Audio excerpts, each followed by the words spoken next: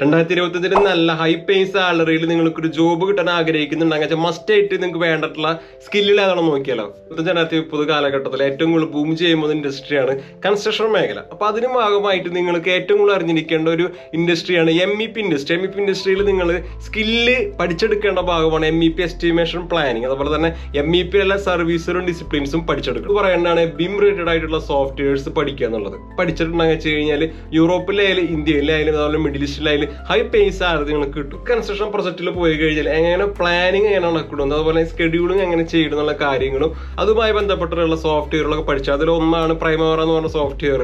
ഈ സോഫ്റ്റ്വെയറുകൾ നോളജ് എന്ന് പറഞ്ഞിട്ടുണ്ടെങ്കിൽ മസ്റ്റ് ആണ്. അപ്പൊ സോഫ്റ്റ്വെയർ നോളജ് ഇല്ലാണ്ട് നമുക്ക് നല്ലൊരു ഫ്യൂച്ചർ ഇങ്ങനെ സെക്ടറിൽ നമുക്ക് കെട്ടിപ്പടുക്കാനായിട്ട് പറ്റില്ല.